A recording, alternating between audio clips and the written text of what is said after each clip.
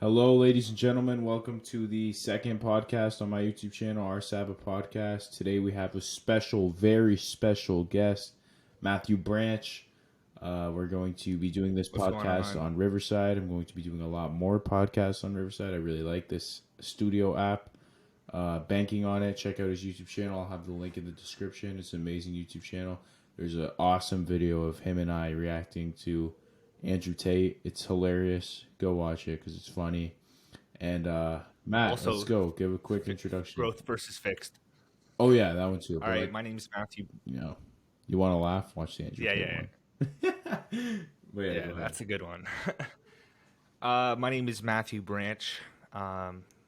I am a huge advocate for the infinite banking concept developed by Nelson Nash, and I help people out. And I have kind of my own book of business with that.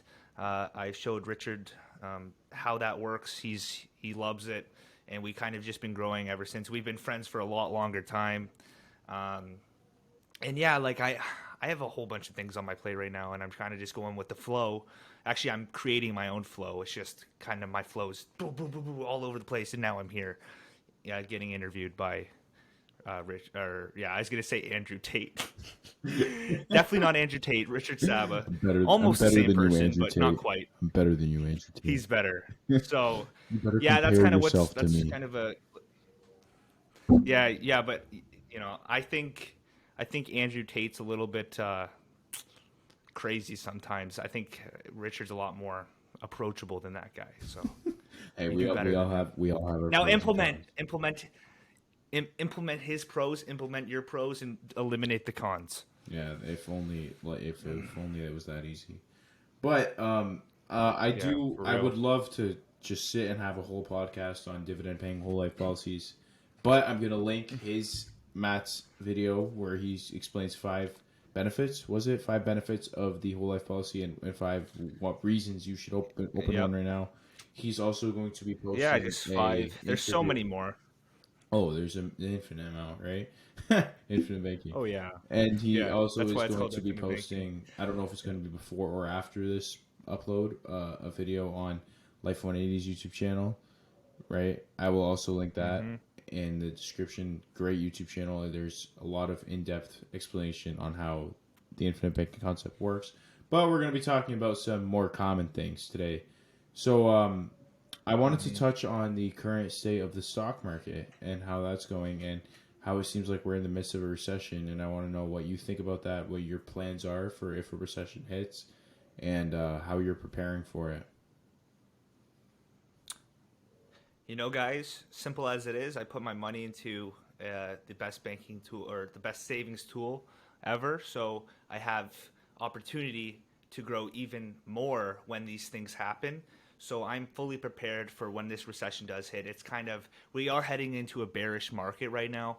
Um, but 3 out of 4 times the real estate markets crash with the stock market, and I'm not a huge advocate for the stock market anymore. Real estate all the way for me, and I'm just waiting for that day to come when the markets crash. I'm going to buy up all the properties around here. I don't care what it takes. I have the best banking tool in the world, and I'm always talking about it for a reason because the millionaire mentors I have tell me, Matt, if you want the best way to grow your capital, you have to have access when these things do happen, such as a recession. And especially with the inflation that's coming, you need to be able to access money like this and at a cheaper rate than the market. Yeah, So that sums it up for me. yeah, and then so you plan on buying real estate, obviously, and using your policy loans to do that. And Matt just said, obviously, he's not a huge advocate of the stock market. I am, simply because I love numbers and I love. I'm a huge fan of passive income, and I do believe real estate and rental properties are passive income. But real, and I mean real passive income, is dividend stocks, in my opinion. The best because you're just getting money. Yeah, you're completely right, and don't get me wrong. My wealth is all in the stock market right now. Not all of it, but a good portion of it. Um, I don't. I think you need to understand what you're investing in before you invest in it. And a lot of people head into the market saying, "I want money hungry people who want to be rich," and they don't understand that for true compounding, you have to be able to limit the wealth transfers that Caleb Williams always talks about in the and asset. And people just don't understand that. So when your money is dipping all the time and not growing consistently, you're losing, thousands, millions of dollars possibly in future years, and that's just basic math. Well, one quote from Nelson Nash that I love is, every dollar you spend, you're financing, because you're either actually financing it on a credit card or a car loan or whatnot, or you're spending it on something that could have gone, or like that money could have gone to something that will make you more interest, right? So everything you buy, you're financing, and once you realize that, you value every dollar like it's your last, and that's where real financial and money management comes in, right? And don't get me wrong, like I think I will be investing in the market very soon actually probably next week. It just depends really. If the market continues to drop, which it definitely will since we are heading into a bearish market, I'm still going to be contributing to my TFSA just in a different way. I'm flowing my money through my policy first and then going into it. There's no point to. There's no reason not to max out. There's the fire alarm's going off. Oh. Fire alarm's going off. Well, there really is no reason not to max out your tax-free savings account, right? I mean, it's tax-free. There's a couple, like there's a good amount of investments in the stock market that you can rely on. Real estate investment trusts, which you and I are a huge fan of, REITs, right? Big, like they give you like a 5-6% dividend payment. But you talked about money hungry people, these people that go into the stock market and they want to get rich so quick, and they write off emotion. As soon as they see their stocks go down, they sell. They don't think long term. They don't buy blue chip stocks. They buy same thing stocks. with crypto. But what I was going to ask, same thing with crypto. We were talking about this before. These money hungry people. Go ahead. These money hungry, I know, and we all seen what happened with Luna today, and that was kind of crazy. But these money hungry people I think they're like chasing a magic dragon, because you and I are firm believers that money doesn't buy happiness, and they're trying to get rich quick, and they think that getting rich will solve all their problems and make them happy. Why do you think that money does not buy happiness? Money does not buy happiness because if you can't like the process of creating wealth, then you won't like the results of what wealth brings you. Simple as that. So you because keep on. humans are infinitely greedy, and I just have fallen in love with the creating wealth. I don't know if that's, some people, it's really hard not to believe that money doesn't buy them happiness. It buys them the ability to enjoy life a little bit more. But even traveling will get boring, I bet, for people. I'm not saying this is like a universal thing, but for the majority of the population, everything will get boring because humans are consumer driven. Most of them, at least. I couldn't agree and more. all they want to do is consume. Our brains get bored of something it consistently does. You will get bored of owning AI. One example I like to give is like where you used to game, right? So you owned an Xbox. Before you owned that Xbox, I owned everything, man. You probably begged your mom like, "Oh, buy this Xbox," and you thought when you had it, you were just gonna be like, it was gonna be the best time ever all the time. But you have it for like a month and you just get used to it. You're like, okay. Same thing goes with your iPhone. Before you got it, you begged your parents to get it for you. You thought, "Oh, I'm gonna love the life after I have this thing," but you get used to it. It's the same concept. Your brain gets used to things, right? But one way that I like to put it is if you don't love yourself, if you're just dead ass depressed, you hate the way you look, you hate the way you talk, you hate the way you present yourself, and you win the lottery, 70 million, that's not going to fix anything. You're still going to hate yourself, right? So happiness comes from within. People gotta stop thinking of money or happiness comes from these outside things, that it comes from a Rolls Royce. It does not. It comes from you. Well, use this thing to become happy. And I think mostly the reason why people get so depressed is they think it's a constant static thing. Your emotions are dynamic, and bad times are going to come and they're going to end. Good times are going to come and they're going to end. It's like this. Your life is going to be like this. And the fact is that people believe that it's either always going to be like this, going straight up until they die, or straight down until they die. They don't understand that life is a very dynamic thing. That is just like that is very true. and it's something even I struggle with, because you get in these good times, and it's so I don't know. I'm seduced by optimism. Most people are seduced by pessimism, but I'm seduced by optimism. And when I get into good times, I start telling myself this is never going to end. No bad times are coming. I'm 19 years old, and the rest of my life is just going to be boo. But I gotta go back to reality and realize that's not true. That's not going to happen. Oh yeah. You know what I mean? And and I'm telling you guys, the toughest times are amongst us. They're not, there's going to be a really hard times coming. And if you aren't prepared, you don't have the mental capacity to handle a lot of stress and a lot of, deep depression. No, you might really think that there is no future for you, because what's coming is like what people were dealing with within the 30s. I truly believe hyperinflation, or certainly very close to that type of aspect, is going to be coming, especially, in the next 10 years. So that's why I'm so passionate right now, putting my money into a vehicle that's going to allow me to fully optimize my investments, even in a recession or a down bearish market. And so money for me like that does create a sense of stability, and that allows me to be even more joyful when I'm around people, because a lot of people stress out they're scared about their financial future. What are you going to do when you don't have money? You can't change the world if you don't have any money. Try to go save the Amazon. Dan Penna always is like, you don't have money. If you don't think money buys happiness, you don't know where to shop, because go try to save the Amazon rainforest from getting chopped down. You can't. You're broke. Go try to start a campaign to change the world. You can't. You have no money. You have no authority in this world. You can't change the world if you don't have money.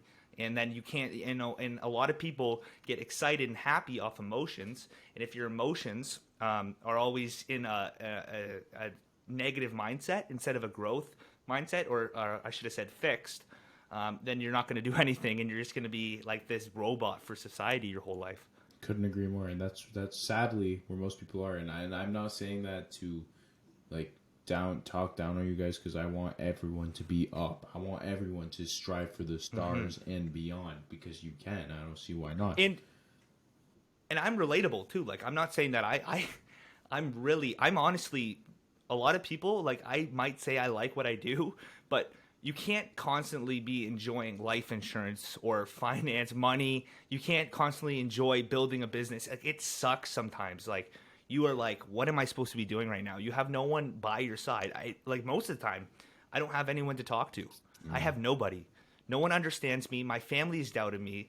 And I love my family, but of course they're going to doubt me, because I'm the only one trying to change this, I'm not going to call it curse, but almost curse, that has set upon me. And I've got the knowledge to change that. So I feel like a lot of the time, a lot of stress is laid on my shoulders, because I'm trying to break it. I'm trying to break what this kind of pattern has been in my generations.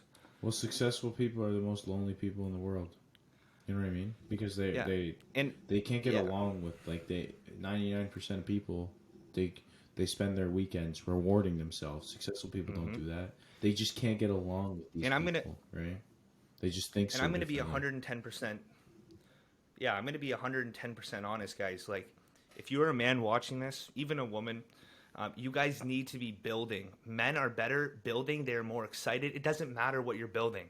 Build something. Create something that's going to last longer than you. That's when men are truly happy. And when you get those small wins, that actually increases your testosterone a little bit. It does. Testosterone is directly linked towards the happiness emotions in your body, the things that bring you excitement and happiness and joy. And I don't mean to interrupt. That's how you get out of the rat race. Almost. Start at the gym.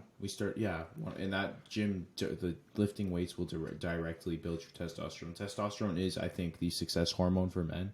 It's and being in the 1% better group with you and Ace has made me realize, okay, I'm in a way, I love you guys, both of you, to death, but I'm competing with you guys. It feels like, and that's that competitive nature. That's good competition. Yeah. So I'm that builds testosterone. Andrew Tate, when More Plates, More Dates called him out, and he's like, you take testosterone. He's like, or you take steroids. He's like, I don't need to take steroids. I have my brothers. We're constantly competing against each other. You might be in your air conditioned house, talking about me, but I'm in wherever, some tropical country, competing with people, all constantly competing. And when you're competing with people, that gives you those small wins, and that, what, like you said, builds testosterone, right? Well, yeah, you always got to aim for those small wins. You gotta, and you said another thing: men should always have something to build towards. I couldn't agree more, because you need like, if you, once you have a goal, and it doesn't have to be to make a lot of money. It can be like, if you love soccer and you want to be a pro soccer player, that could be your goal. That's something meaningful for you. When you have a goal and you're actually chasing it, it's makes you so happy. And go ahead. Also, be courteous to change in your life. You're not always going to be the same person, and you're going to be developing, and life's going to form you into what you're supposed to become. But you have to also have a sense of guidance for yourself. You know what's right and wrong. You know what you're doing right now, and you know what you're doing wrong right now. Start writing down at the end of the day what you did well, and what you can improve on, and what you should keep doing. Or something like that. Anything. It could be really anything that just kind of fits your situation. We're all different.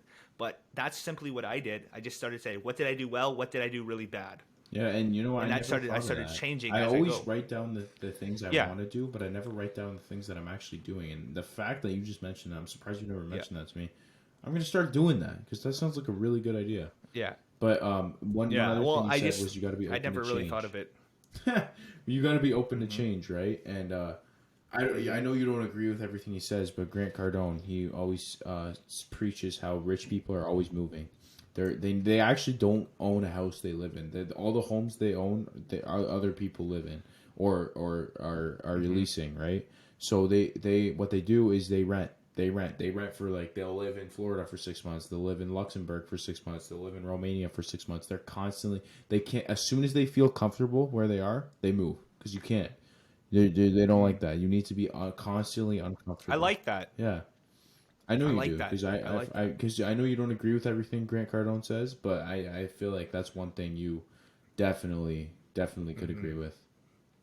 Yeah, a lot of the bigger guys in the self-development, like self-improvement space, aren't always authentic as I think. So that's why I don't I don't disagree with everything, but certain things, like, I'm like, this guy really does not know what he's talking about. Yeah. But one guy, don't get me wrong, he has more money than me. Yeah. He has more money than me, but that doesn't mean he's a great person. Yeah. And one person I could honestly say everyone in that space has some fakeness to them, except for Gary Vee. I think that guy is so real. I don't see an ounce of fake in him. And the fact that he openly swears like left and right proves it even more. He's literally aiming for people that are trying to get better, and he's like, I don't give a fuck. I swear, I don't care what you think. Fuck, shit. Like, he does not care. He is himself, and if you don't like it, literally don't watch him. And Gary Vee is so big on social media. The reason he got rich was from investing in Facebook, and then he uses the Facebook platforms like Instagram and Facebook. By the way, oh my god, plug my recent video real quick. Go watch that. Buy the stock. It has to do with Meta platforms, Facebook. Buy that stock. But awesome. Yeah, previous video. That's and great. yeah, no, he loves promoting himself on social media. That'll actually bring me to the next topic I want to bring up, which is social media in general. I think it is an amazing tool.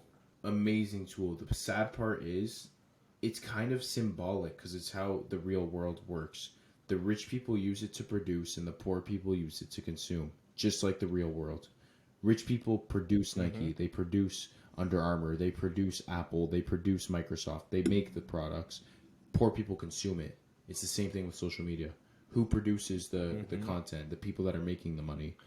The consumers consume it. I have a perfect thing. I have a perfect thing to touch on. Like, in 48 Financial, I had a role I was supposed to record with them, and I really screwed up. Right, I screwed up, but they loved it. They were like, you know what? There's no content that's bad content. Content is content. The more you get your face out there, the more you grow openly, the more trust that builds in clients and viewers in general.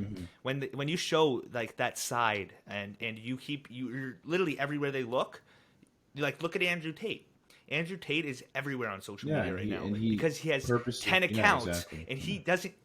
And not only that, he doesn't cut out like, oh, I shouldn't have said that about like blah blah blah. No, he doesn't. No. Um, And and he and courts that's what attention. I'm gonna find out. Keep going. at all costs, Keep going. at all. Oh, Are I you found trying it. to find? Oh, I got it right here. Oh, I got the book. I'm gonna find the law right here.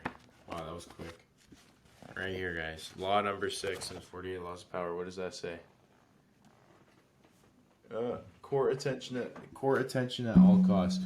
So when I write books, I mean when I read books, I like to write notes.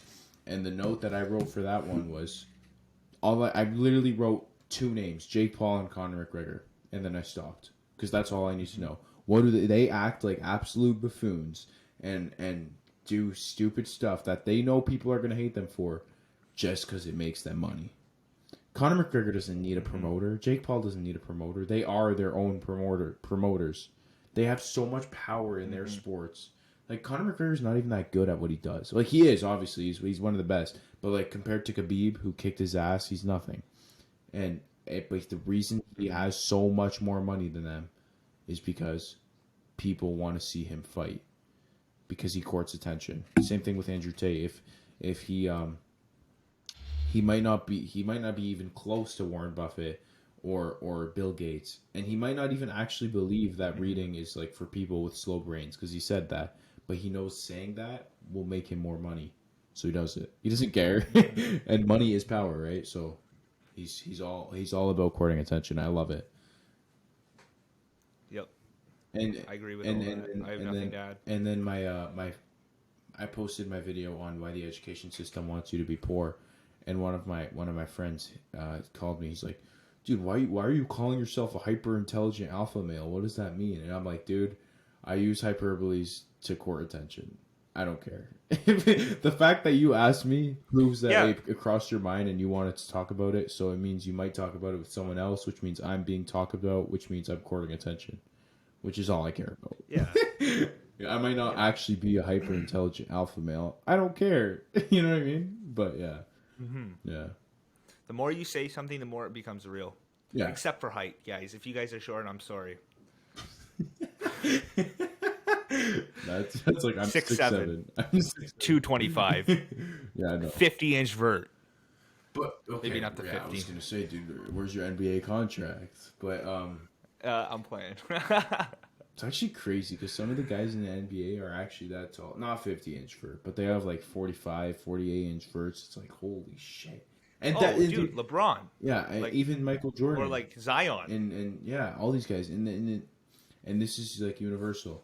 These people that you got, like, this is more for the 99% because they watch these sports. They work their butts off, okay? Kobe Bryant is like when he died, everyone, like, no matter what, you could have been in the farming industry and you were sad when Kobe Bryant died because his work ethic is universal to every single industry, to every single goal out there. His work ethic is universal. At what he preached, he's always obviously talking about basketball, but it goes for every single thing out there. That's why his death was so sad. Everyone related to him, and his advice was so good for everyone. Work. Yep. If him and Shaquille O'Neal, like if Shaquille O'Neal worked like he did, dude, they would have won like 10 rings in a row, because they were just, the reason they didn't was because I don't know if you know this, but they were a duo, so they played together, Kobe and Shaq, and they won 3 together because they were both like legends. But they started like disagreeing because Shaq, after games, he would go to fucking McDonald's and eat Big Macs and shit.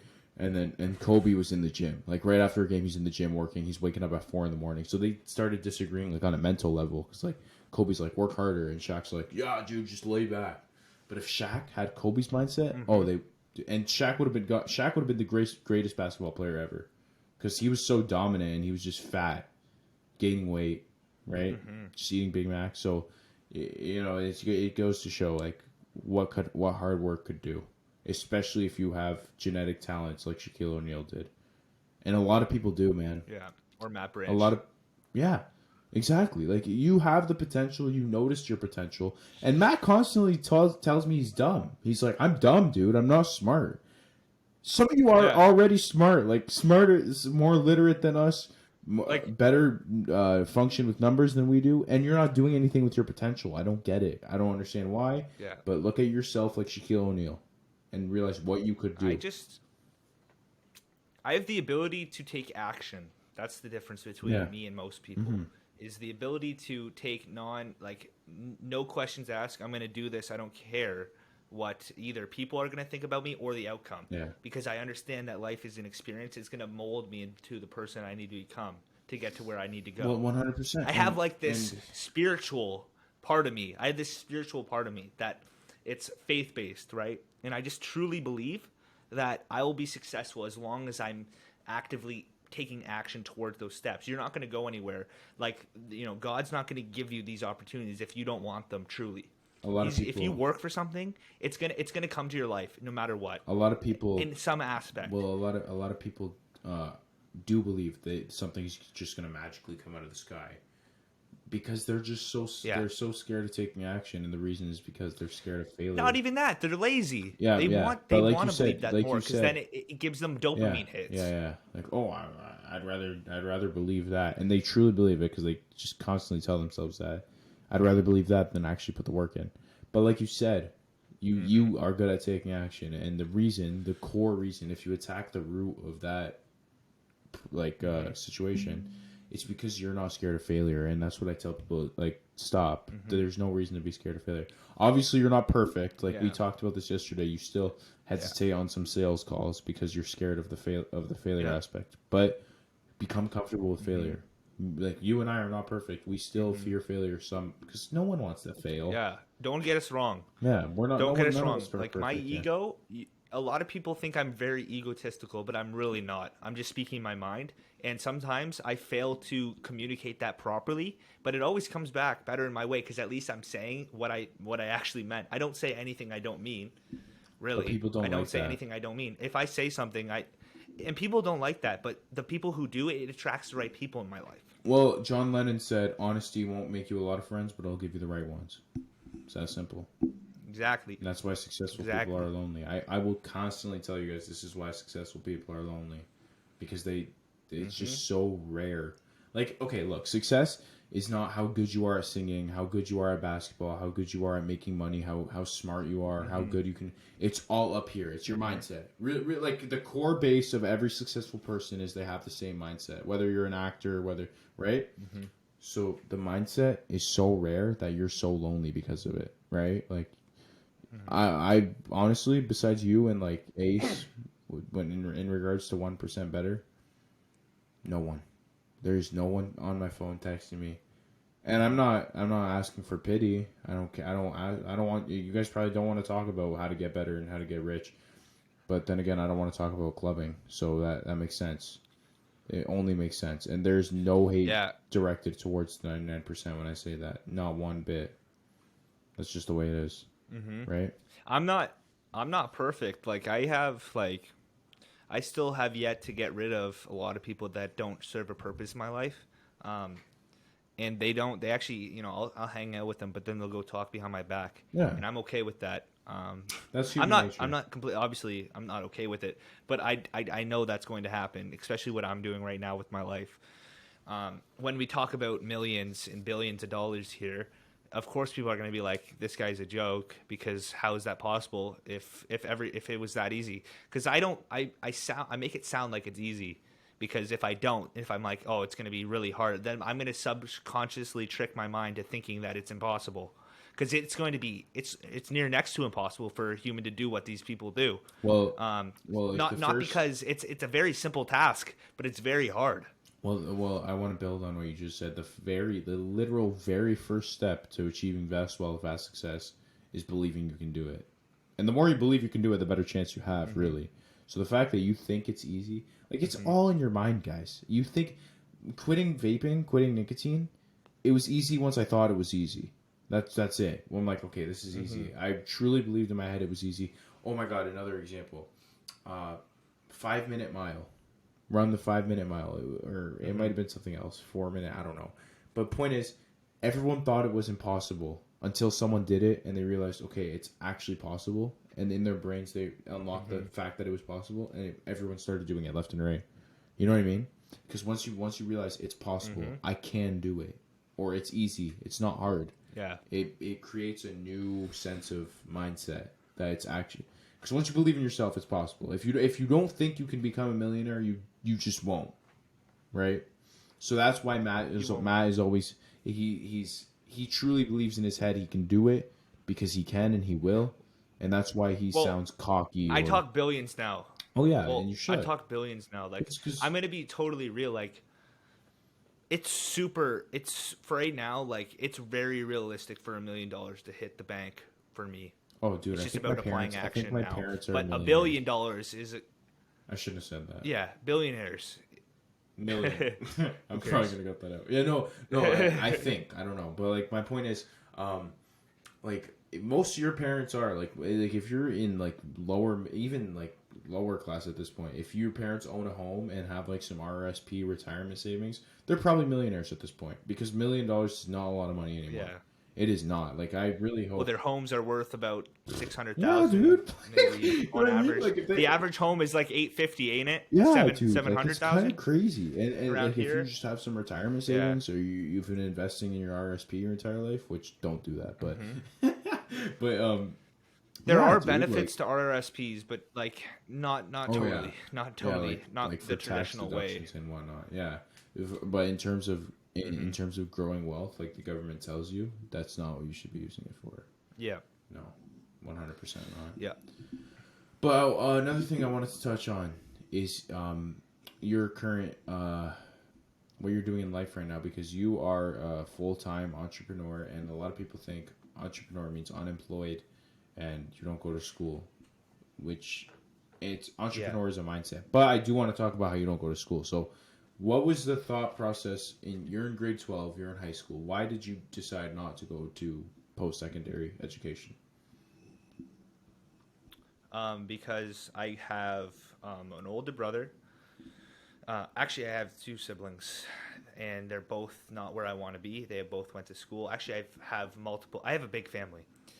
Everyone in my family is not where they've all been to university, and they're just not where I wanted to be. And I noticed this in grade 10 and started researching grade 11. And then I made my decision in grade 11. And then the guidance teacher was like, you need to go to school, all this. And then they tried to make me go to apply. And you know how they make you apply in school? I simply just didn't show up. Like they, wow. You know, I can't say his name. I can't say his name, but I've had this drive to not. Now it's personal. Now it's completely personal because I got haters on me now. Yeah. And I'm trying to show them that you really don't need. So my whole decision came last year, 2020, because I had a scholarship for a college for volleyball, and I simply just didn't take it, and I dropped out, or I actually quit my 9 to 5, which was a terrible idea, but I still did it. That was gonna be my next question. Yeah. But keep going. So I could have done two things. I could have kept working, and I also could have gone to school. And that led me to having to be really reliant. And I just realized how hard it really was. I just haven't given up yet. I still could give up, and I definitely feel it in my bones every single call I make to someone. Like, wow, they're never going to, answer the phone, never going to give me the chance. But it's always that one person that gives me the chance that it keeps me going. And don't think entrepreneur is a lot of money. I'm still broke, and I'm still working on it. And it's tough sometimes. Like trust me. Right? But I'm going to make it. Mm-hmm. Like this year, I'm making it 100%. Because I stuck with it. Set deadlines. It's been it's going to be 2 years. It's going to be 2 years. And I'm going to just keep building with it, because you can build. So if you understand compounding, yeah, it might be slower than usual. I'm not going to be making anything at the start, but I put in that 1 cent a day. That 1 cent grows to 2, 2 to 4, 4 to 8, and so on and so forth. You're going to grow, and it's going to grow fast eventually, just due to compounding your efforts. If you believe in that. Well, I believe that finance, your personal finance and your life situation could be, it's hand in hand. And we talked about this yesterday. I started backwards. I started learning about finance, compounding in finance. Meanwhile, it really started like Einstein would talk about the compounding. If this compounding is the Eighth wonder of the whatever world. Eighth wonder of the world. eighth wonder of the world, right? But he didn't mean it in a financial term. Actually, what he said, And he I said always that, thought but he that also said, it's the it's like the greatest weapon, and the one who understands it will get rich. I don't know. Yeah, I'm gonna look it up right now, yeah. actually. But keep going. Look it up. But anyways, that's what led me to where I'm now. Like it was a struggle really, but now I'm finding my way. Yeah. And I think it's such a experience not knowing what to do with your life. Well, It dude, is, and everyone's always my next like, "What question the was heck?" gonna be: you said you didn't you wish you didn't quit your 9 to 5. Now, do you consider that a regret, or do you take the mindset I take and you live life with no regrets? Because the fact that you did that, whether you want to believe it or not, is why you are where you are right now. Because those 8 hours a day that would have been spent working, instead you spent obviously getting your license, becoming a practitioner, finding these millionaire mentors. Who knows if that would have happened with the 9 to 5, right? So do you regret it? It wouldn't have. So it's a blessing. Okay. No, that's why. Yeah, So that's exactly. why I'm Yeah. so spiritual Okay, now. good. Because I took action towards this. I didn't back down. I didn't back down. I said, this is the challenge in front of me, and I'm going to take action to implement this. And even though I didn't see results the first 2-3 months, I stuck with it, even after going through like 3 failures. And I knew I was going to be broke for a little bit. Do you see that? Not Do you see totally that broke, quote? but not yet. Right here. Yes. Compound interest is the eighth wonder of the world. He who understands it earns it. He who doesn't pays it. It's exactly 100%. that. So if you don't understand it, you're paying it to these So- rich people that took advantage of it. And that's for, obviously, like you said, money and lifestyle. But keep going. Yeah, no, that's like, that's the basis for me. Yeah, Like, I if you think understand it's the biggest compound lesson interest and for you me that- practice it. Yeah. Oh, I thought you were... Okay, yeah. Not even that though. No, like I mean, it's a blessing that I didn't back it. Like I just Yeah, took because- it as it was. I said I'm gonna figure this out because there's also a sense of like, if I was like every other dude, like this is why so many people back down. And Rich Dad Robert Kiyosaki always talks about this. His guys at the plant, the factory or wherever he was It was working a sales with, were job. like, Xerox. "You're gonna be back." Xerox, yeah. Yeah, and he was like, "You're gonna be back, right?" And he said, "No, I'm gonna fail, and I'm gonna keep going." No, so what that's he what I said- did. I said he I said- failed, and this Because is the guy who told him that he tried to take the entrepreneur route. He's like, the difference between me and you is you failed and you came back. I'm going to fail and I'm going to try again. Yep. It's exactly that. and yeah, and I read that book, and I took that step. I didn't go get another job, and I kept working, making no money. And I'm not saying I was honestly very undisciplined at the time, and I still made it happen. And now I'm gonna make it really. I'm gonna put everything to work. What I've learned. I'm gonna be starting. I want to start my own business. Like I want to start multiple things. And I'm not saying that's a great thing, but I always do things opposite towards society says. Yeah. And I'm not gonna stop there because it's always I always find a way. Even I always find a way. constantly tell Matt And it's all the not- time, dude, you're putting too much on your plate. Like, you got to relax. Because I don't think multitasking is good. I think it's better to put your laser focus and most of your brain focus on one thing. But he doesn't care. He's doing what he wants to do. And I can tell that that's where he is, why he is where he is right now. But I'm giving him the advice. I want him to take it with an open mind. What he decides to do with it, that's up to him. I believe in Matt. I always will. You got your stuff together. I'm not worried about it. Yeah, and when people and also I want to add if you do take the route of entrepreneurship, it's like you're going to be testing your ability to not quit. I was so close to quitting, and that's when I got paid for the first time, and that felt so good because it was like, wow, that just not only did that cover a lot of my fees for the amount of money I spent to get to where I and find the mentors, go through the institutions that I need to go through. It put a sense of mind. Wow, this is possible. I was just going to say tricked my that. mind almost to say, yeah. wow, this is possible, and I can do this. And I did this on my own. That's like what I talked about earlier. I did this on my own. It was like what I talked about That felt earlier. like $1 million hitting my bank. That felt like $1 million. That's like what I said earlier with the 5-minute mile. Once you realize it's possible, it's different. It's like, okay, I can do this. I have a different grind Yeah. after that day. Yeah. Was that when you made Different your grind, for first sure. sale? Nice. Nice. My first sale, and I also,